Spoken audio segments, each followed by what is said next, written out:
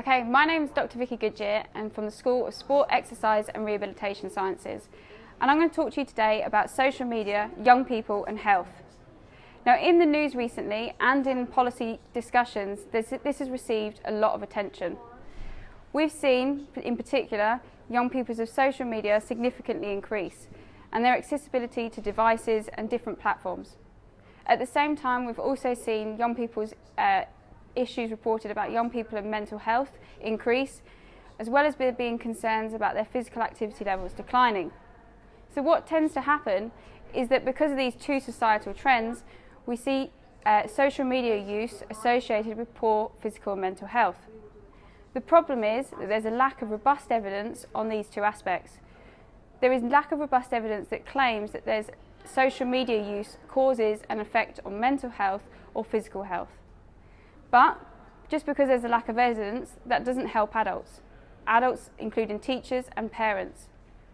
Teachers and parents are concerned about their young people's uses of social media. They're concerned because they don't know why some people display risk or experience risk, while other young people can derive benefit. So our research at the University of Birmingham and in the School of Sport, Exercise and Rehabilitation Sciences has sought to work with young people in the UK to better understand how they use social media for their health.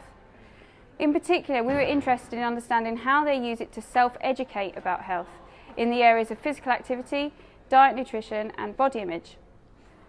We worked with just over 1,300 young people across the UK, and we used different techniques in schools such as participatory techniques. This meant that we asked young people to show us what they look for, why they look for different things, how they use social media, how they use different things such as likes and the platforms that they engage with, such as Snapchat and Instagram. The key message from this work was that young people experience a range of positive benefits from social media, and that's perhaps in contrast to much of the discussions you see on the news about the negative influences of social media. What we can say is that for most young people, social media is a positive educational resource. Now, that's not to say that there aren't any risks. There are risks. Young people can experience negative impacts. The key thing is that young people can be vulnerable, and particularly during the period of adolescence, when they become interested in their bodies, and it's quite natural to search for different things around different fitness exercises or workouts or different ideas about diets. So what we can say is that young people are both critical and vulnerable users, and what adults need to do is focus on how they can help young people when they might be experiencing some points of vulnerability. For example, when young people switch from being in control of social media to it controlling them. So we went a little bit further with our research and we asked young people about how adults could support them to be users of social media, to minimise the risks but also to maximise the benefits. Now, the young people we spoke to said that adults, teachers and parents were key forms of support. The problem was that adults didn't know how to support them. They said that their parents literally didn't have a clue. They would be on Facebook, and that's not the sort of sites that they're interested in using. Their parents also, they were scared of telling their parents because they were scared that they would have their phones banned and taken away from them. In terms of school, teachers were seen as a key form of support, and in particular PE teachers because of their knowledge about different health and different activities and well-being aspects.